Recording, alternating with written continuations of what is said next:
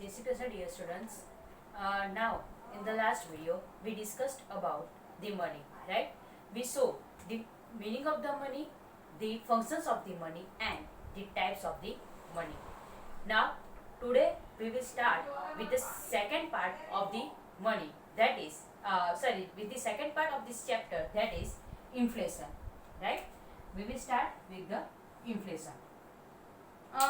If you remember that in the standard 11 we saw the trade cycle, right? We saw this, it is called the inflation. This is boom, recession, depression and recovery. We saw this trade cycle in the standard 11. But what is the meaning of the inflation? We saw that when the price rises, it is called the inflation. Normally person thinking that when the price rises in the economy, it is called the inflation, right? But but what is the exactly meaning of the inflation? We will study in this economy. Three author give the meaning of the inflation in your book. Maybe it questions can be asked in the MCQ. તમને sentence આપી દેશે અને પૂછશે કે આ definition કોને આપી છે ઇન્ફ્લેશનની. So firstly we saw the meaning of the inflation according to Dr. A.P. Lerner. Dr. A.P. Lerner એ ઇન્ફ્લેશનની કયો ડેફિનેશન આપી છે? The situation of excess demand over supply of goods. બરાબર? એટલે શું હશે ખબર?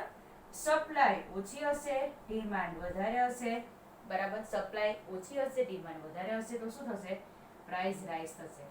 આપણે જોઈએ કે જેમ જેમ આપણે વોટરનું એક્ઝામ્પલ લઈએ કે પહેલાં ફ્રી ઓફ કોસ્ટ મળતું હતું, બરાબર, પણ જેમ તેમ એની સપ્લાય ઓછી થતી ગઈ તો તેમ તેમ we pay the prices for that water, right? So જેમ જેમ સપ્લાય ઓછી થતી જશે, ડિમાન્ડ જેમ જેમ વધતું જશે, જેમ જેમ પોપ્યુલેશન વધતું ગયું તેમ તેમ વોટરની ડિમાન્ડ વધતી ગઈ. પેટ્રોલિયમ પ્રોડક્ટ્સની વાત કરીએ તો આપણે પેટ્રોલના price day to day increase થતા જોવા મળે છે, રાઈટ? સો જેમ જેમ આપણે કોઈ બી વસ્તુની સપ્લાય ઓછી થતી જશે, એની ડિમાન્ડ જેમ જેમ વધતી જશે તેમ તેમ શું કરશે? આપણે લો ઓફ ડિમાન્ડ એ કન્સિડર નથી કરવાનું કે we so in the low of demand that all the other factor remain constant. બરાબર? પ્રાઇસ એ બીજા બધા ફેક્ટર કોન્સ્ટન્ટ રહેતા હતા, પણ અહીંયા એવું નથી, રાઈટ? સો અહીંયા શું છે? જેમ જેમ સપ્લાય ડિક્રીઝ થશે, ડિમાન્ડ વધશે, તેમ તેમ પ્રાઇસ રાઇઝ થશે.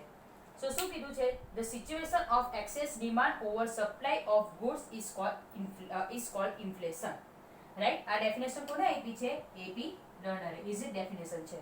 એપી લર્નરની ડેફિનેશન ઇઝી છે. સો તમારે કદાચ મીનિંગ ઓફ ધ ઇન્ફ્લેશન 1 માર્કમાં પૂછે તો તમે આ ડેફિનેશન ઇઝીલી લખી શકો છો, બીકોઝ મારા ખ્યાલથી બે ડેફિનેશન કરતાં આ ડેફિનેશન ઇઝી છે. બાકીની બે ડેફિનેશન જે આપી છે અને કરતાં આ ડેફિનેશન વધારે સારી છે. ક્લિયર થઈ ગયું કે if the demand is rises than the supply, right? Demand is more than the supply, it is called the inflation. Now doctor A C પીગુનું નામ તમને આવી ગયું હતું 11th સ્ટાન્ડર્ડના જે બધા અલગ અલગ કોસ્ટ આવેલા હતા, બરાબર, સોરી, નેશનલ ઇન્કમના જે કન્સેપ્ટ આવેલા હતા અલગ અલગ, એમાં તમને પીગુનું નામ આવી ગયું હતું. તો ડોક્ટર એસી પીગુએ તમને ઇન્ફ્લેશનની ડેફિનેશન આપી છે. શું કીધું છે? Inflation is said to be occur when monetary income rises faster than the real income. બરાબર? monetary income rises faster than real income. બરાબર? જે મોનેટરી ઇન્કમ છે, મોનેટરી ઇન્કમ એટલે કે જે મનીના કન્સેપ્ટમાં જે ઇન્કમ છે, આપણે જે સેલરી એક્સ્ટ્રા જે બધું મળે છે તો તેને મોનેટરી ઇન્કમ કહેવાશે. અને real income is connected with the inflation. આપણે વાંચીએ કે મોંઘવારી વધતું હોય ને એ બધું આપણે પેપરમાં વાંચીએ તો તે રિયલ ઇન્કમ સાથે કનેક્ટેડ છે, બરાબર? તો એ જે ઇન્ફ્લેશન રેટ જે વધતો છે, બરાબર, તેના એટલે કે જે મોંઘવારી વધતું ને બધું વધે છે એના કરતાં સેલરી ને બધું જો વધારે સ્પીડમાં વધે, એના કરતાં જો મોનેટરી ઇન્કમ છે તે વધારે સ્પીડમાં વધે તો તેને શું કહેવાશે? ઇન્ફ્લેશન કહેવાશે. આપણે મોનેટરી અને રિયલ ઇન્કમનો એક્ઝેક્ટ કન્સેપ્ટ અત્યારે તમારે યાદ રાખવાની જરૂર નથી. એવું હશે તો આપણે કોઈ એકાદો લેક્ચર જ્યારે આપણે ફેસ ટુ ફેસ મળશું આફ્ટર લોકડાઉન અને ફ્રી મળશે આપણને, તો તે વખતે આપણે મોનેટરી અને રિયલ ઇન્કમના જે કન્સેપ્ટ છે તે એક્ઝામ્પલ સાથે સમજીશું તો તમને વધારે ક્લિયર થશે. પણ અત્યારે યાદ રાખજો, મોનેટરી ઇન્કમ એટલે કે જે સેલરી મળે છે, વેજીસ મળે છે, બધું મોનેટરી ઇન્કમ કહેવાશે. અને રિયલ ઇન્કમ એટલે કે જે તમને પેપરમાં એમ વાંચેલું છે કે મોંઘવારી ભથ્થું વધ્યું ને એ બધું જે કન્સેપ્ટ છે, બરાબર, તે રિયલ ઇન્કમમાં છે. એટલે જે મોંઘવારી ભથ્થું વધે છે એના કન્સેપ્ટમાં જે મોનેટરી ઇન્કમ વધારે વધે તો તેને શું કહેવાશે? ઇન્ફ્લેશન કહેવાશે, according to doctor A C Pigou. Clear? Now third definition એ તમને જેએમ કેન્સે આપી છે, બરાબર, doctor J M Keynes. The real situation of inflation is created with the increase in money income beyond the level of full employment of the factor of production. બરાબર? With the increase in money income beyond the level of full employment of factor of production. Right? એટલે અહીંયા શું situation હશે ખબર? જો factor of production જે છે, બરાબર, ફેક્ટર ઓફ પ્રોડક્શન જે છે તે ફૂલી એમ્પ્લોયડ છે, બરાબર, એકદમ વધારે બધા એમ્પ્લોયડ થઈ ગયા છે ફૂલી, વધારે ઇન્ક્રીઝ પોસિબલ નથી એની અંદરમાં. તે પછી બી જો પ્રાઇસ વધતી હોય, તે પછી બી જો પ્રાઇસમાં ઇન્ક્રીઝ થતું હોય તો તેને શું કહેવાશે? ઇન્ફ્લેશન કહેવાશે. ફેક્ટર ઓફ પ્રોડક્શન કયા કયા હતા? યાદ કરો. લેન્ડ, લેબર, પછી money land, labour, capital and entrepreneur, right? આ ચાર આપણા ફેક્ટર ઓફ પ્રોડક્શન હતા. આ ચાર ફૂલી એમ્પ્લોયડ થઈ ગયા છે, બરાબર. એવું આપણે ક્યારે જોયું હતું? ઇન્ફ્લેશન પછી બૂમ પીરિયડમાં બધું ધીમે ધીમે ઇન્ફ્લેશન એકદમ વધતું છે. બૂમના ટાઈમમાં આપણે જોયું હતું કે બધું વધારે પડતું હાઈ છે, રાઈટ? સો તે વખતે કઈ સિચ્યુએશન ક્રિએટ થશે? ઇન્ફ્લેશનની સિચ્યુએશન ક્રિએટ થશે, બરાબર. આ આપેલી હતી ડેફિનેશન ડોક્ટર જેએમ કેન્સે આપી હતી, બરાબર. હવે બીજું એક તમને બુકમાં આપ્યું છે કે the constant and steady increase in the price leads to decrease in the purchasing power of the money. બરાબર? constant and steady rise in the prices, continue પ્રાઇસમાં ઇન્ક્રીઝ થશે તે પર્ચેસિંગ પાવર ડિક્રીઝ કરશે. પર્ચેસિંગ પાવર ડિક્રીઝ કરશે that means કે પહેલા આપણે 100 રૂપિયામાં જેટલી વસ્તુ પરચેસ કરી શકતા હતા 100 રૂપીઝમાં, તેના કરતાં ઓછી વસ્તુ અત્યારે આપણે પરચેસ કરી શકીએ. જેમ એરા પાસ થતા જાય, બરાબર, યર્સ જેમ પાસ થતા જાય તેમ 100 રૂપીઝની વેલ્યુ શું તો તે દિવસે ઘટતી જાય. તો એમ કે રૂપિયાની તો કોઈ વેલ્યુ નથી, 25 પૈસા તો હવે જોવા જ નહીં મળે, બરાબર. 25 પૈસા હવે જોવા જ નથી મળતા. પહેલા એ લોકો એમ કહેતા કે રૂપિયા 5 રૂપિયામાં તો આખું ઘર ચાલી જતું, 10 રૂપિયામાં તો આખું ઘર ચાલી જતું, બરાબર. રૂપિયામાં તમે આટલી બધી વસ્તુ લાવતા, એવું આપણા પેરેન્ટ્સ ગ્રાન્ડ પેરેન્ટ્સના મૂળે સાંભળ્યું હશે, બરાબર. પણ હવે એટલા રૂપીસમાં આપણે ઓછી વસ્તુ પરચેસ કરી શકતા છે, અથવા તો એટલા રૂપીસમાં આપણે કોઈ પરચેસ જ નથી કરી શકતા. ધેટ મીન્સ કે પરચેસિંગ પાવર કેવો ગયો આપણો? ડિક્રીઝ કર્યો, બરાબર. પહેલા 1 યુનિટ પરચેસ પહેલા આપણે કોઈ બી વસ્તુના 2 યુનિટ પરચેસ કરવા માટે 100 રૂપીસ આપતા હતા, હવે 100 રૂપીસમાં એ વસ્તુની 1 જ યુનિટ આવે છે, બરાબર. સો આ શું બતાવે છે કે આપણે પર્ચેસિંગ પાવર ઓછું થયું. 100 રૂપિયામાં પહેલા કરતાં આપણે અત્યારે ઓછી વસ્તુ પરચેસ કરતા છે. ધેટ મીન્સ કે જે મનીની વેલ્યુ છે, બરાબર, તે ચેન્જ થઈ, તે ડિક્રીઝ થઈ, મનીની વેલ્યુ ડિક્રીઝ થઈ, રાઈટ?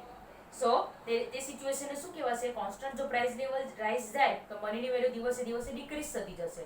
સો એને શું કહેવાશે? ઇન્ફ્લેશન કહેવાશે.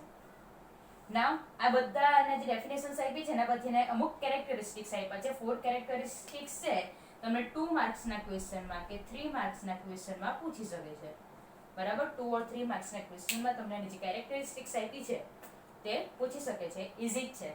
જો constant rise in price level, બરાબર, કન્ટિન્યુ પ્રાઇસ લેવલ ઇન્ક્રીઝ થતું છે. પહેલી કેરેક્ટરિસ્ટિક શું છે? પ્રાઇસ લેવલ કન્ટિન્યુ ઇન્ક્રીઝ થતું છે. After that price rises in all sector of economy. all sector કયા સેક્ટર હતા આપણે જોયા હતા?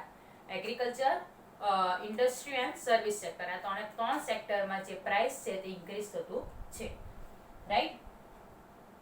બધામાં જ પ્રાઇસ કોઈ એક સેક્ટરમાં નથી, ત્રણ સેક્ટરમાં. જે ફૂડ ગ્રેન્સ વેજીટેબલ્સ છે તે બી કોસ્ટલી થયા છે. ઇન્ડસ્ટ્રીમાં જે આપણે જે ક્લોથ ને બધું પરચેસ કરતા છે તે બી કોસ્ટલી થયા છે. પછી ટ્રેન છે, બસ છે, ઇન્સ્યોરન્સ છે, બધા પ્રાઇસ બી કોસ્ટલી થયા છે. After that, purchasing power, that is value of money decreases. બરાબર? જોયું હતું અત્યારે આપણે આગળ જોયું કે value of the money decreases means what? કે 100 રૂપીસમાં આપણે પહેલા જેટલી વસ્તુ પરચેસ કરતા હતા એના કરતાં અત્યારે ઓછી વસ્તુ પરચેસ કરી શકીએ છીએ, બરાબર. પહેલા રૂપિયા 5 રૂપિયા 100 રૂપિયામાં 100 રૂપીસમાં આખું ઘર ચાલતું હતું. હવે 5000 6000 2000 10,000 બી ઓછા પડે અત્યારે ઘર ચલાવવા માટે, બરાબર. 5,000 6,000 10,000 બી 6,000 જેટલા બી અત્યારે મંથલી ઘર ચલાવવા માટે ઓછા પડે, બરાબર. પહેલા એમ કહેતા કે 100 રૂપિયામાં આખું ઘર ચાલી જતું હતું, પણ હવે એવું થતું નથી. Next, the rise in price level after full employment. after full employment that means કે જે ફેક્ટર ઓફ પ્રોડક્શન છે, land, labour, capital and entrepreneur, તે બધા ફૂલ એમ્પ્લોયડ થઈ ગયા છે, બધા પૂરેપૂરા યુઝ થઈ ગયા છે. એના પછી બી પ્રાઇસ વધતી છે. કેમ પ્રાઇસ વધે?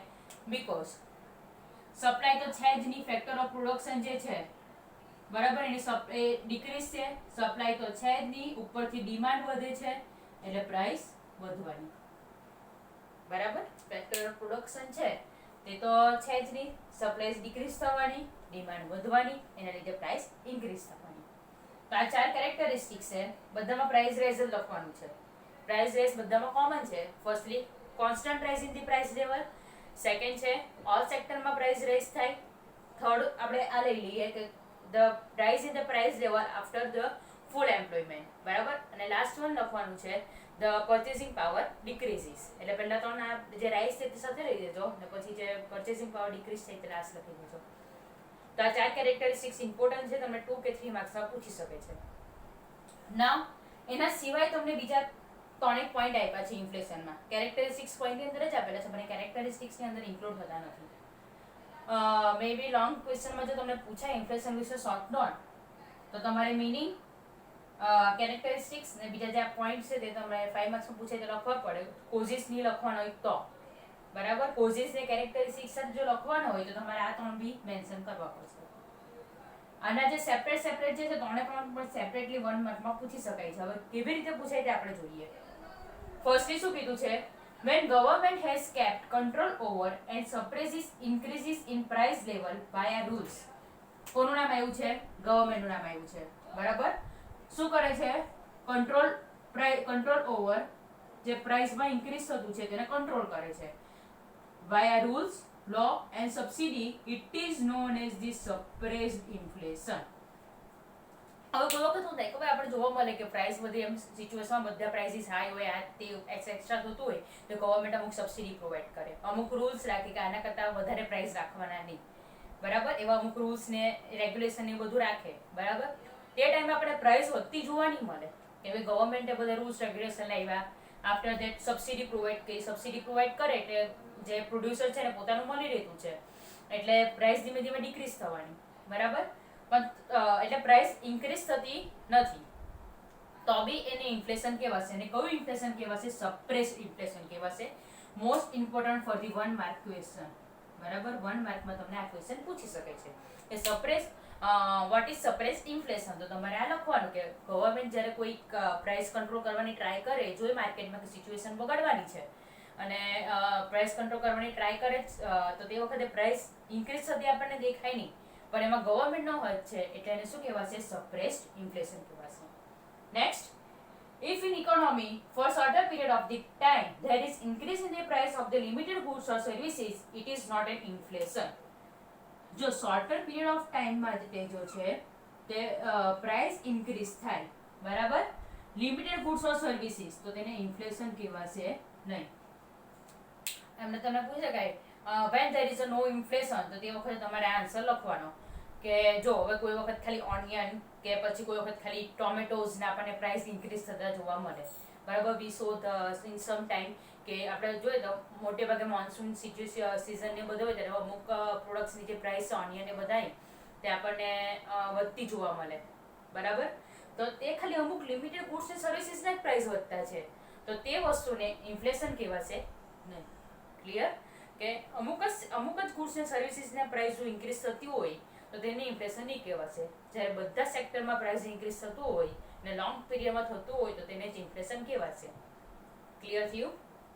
નાઉ when some factor of production are unemployed, જ્યારે અમુક ફેક્ટર એટલે કે લેન્ડ, લેબર, કેપિટલ ને એન્ટરપ્રિન્યોર છે, બરાબર, તેમાંથી અમુક લેબર જો અનએમ્પ્લોયડ છે, બરાબર, અમુક કેપિટલ જો વપરાય નથી, અમુક લેન્ડ છે તે બી હજુ વપરાય નથી, એનો બી હજુ યુઝ થયું નથી, બરાબર.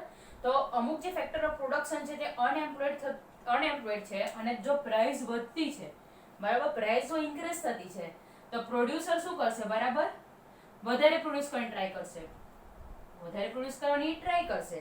એ પ્રાઇસીસ વધતી છે તેને પ્રોફિટ થવાનો એટલે વધારે પ્રોડ્યુસ કરવાની ટ્રાય કરવાના. તો શું થશે કે પ્રોડક્શન ઇન્ક્રીઝિસ અને પ્રાઇસીસ ડિક્રીઝિસ. જો પહેલા સિચ્યુએશન શું હતી કે એ લોકો પાસે સપ્લાય નહીં હતી, બરાબર, ડિમાન્ડ વધતી હતી અને પ્રાઇસ વધતી છે. હવે જે ફેક્ટર ઓફ પ્રોડક્શન જો યુટિલાઇઝ થવાના, if the factor of production utilise તો સપ્લાય વધવાની, બરાબર, એટલે જે ડિમાન્ડ અહીંયા ચડવાની નથી, બરાબર, એટલે જે ડિમાન્ડ છે તો સોરી જે પ્રાઇસ છે તે કંટ્રોલમાં આવી જશે, પ્રાઇસ ડિક્રીઝ થઈ જશે અહીંયા આગળ, બરાબર. આની સાથે કનેક્ટેડ છે. સપ્લાય જો ઇન્ક્રીઝ થશે, બરાબર, તો જે ડિમાન્ડને પહોંચી વળવા માટે સપ્લાય ઇન્ક્રીઝ થાય છે એટલે પ્રાઇસ ડિક્રીઝ થઈ જવાની. તો આ જે હતો ટોપિક, જે તમને જ્યારે ખાલી ઇન્ફ્લેશનનો મીનિંગ અને કેરેક્ટરિસ્ટિક્સ જેટલો જ ટોપિક હતો. જો બીજું તમને આપ્યું છે કે therefore the increase in the price level in all sector of the economy even after full employment is considered inflation. તો ઇન્ફ્લેશન ક્યારે કહેવાશે? જ્યારે ફૂલ અહીંયા હવે બધા અહીંયા જો છે તો factory production of full employed થઈ ગયા, બરાબર. જે અનએમ્પ્લોય હતા તેને બી આપણે એમ્પ્લોયડ કરી દીધા અને ફૂલ એમ્પ્લોયડ થઈ ગયા. એટલે પછી બીજો ડિમાન્ડ વધતી છે, બરાબર. પછી બીજો ડિમાન્ડ વધતી છે તો તે વખતે પ્રાઇસ વધશે, રાઈટ. તે વખતે પ્રાઇસ વધશે તો તેને ઇન્ફ્લેશન કહેવાશે. ટૂંકમાં એટલું યાદ રાખજો કે there is a constant and steady rise in the price even after the full employment. There is a demand excess the supply, બરાબર. ડિમાન્ડ વધારે છે સપ્લાય કરતા.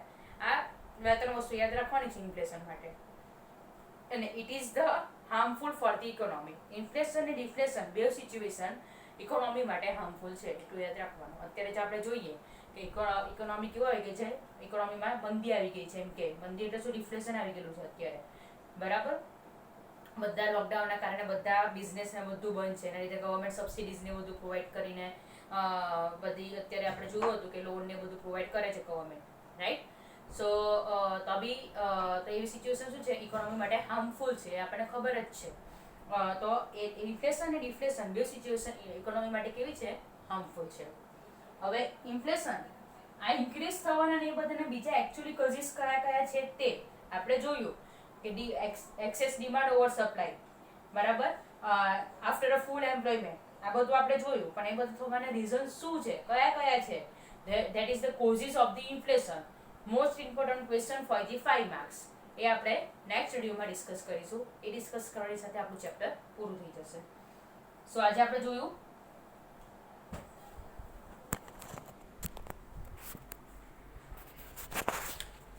meaning of the inflation, AP Lerner, AC Pigou and James Keynes ના conceptમાં. After that, characteristics of inflation, constant rise in price level, price increase in all the sector, purchasing power, that is the value of money decreases, the rise in price level after a full employment, બરાબર. આ વસ્તુ આપણે આજે જોઈ. અને બીજા જે surprise inflation છે જે એક માર્કમાં પૂછી શકે. આફ્ટર ધેટ કોને ઇન્ફ્લેશન નહીં કહેવાય? It is not an inflation, also can be ask in 1 mark. And જ્યારે અનએમ્પ્લોઈડ ફેક્ટર ઓફ પ્રોડક્શન હોય ત્યારે પ્રોડ્યુસર શું કરે, બરાબર, તે વસ્તુ આજે આપણે જોઈ. ક્લિયર? સો જોઈ લેજો એક વખત.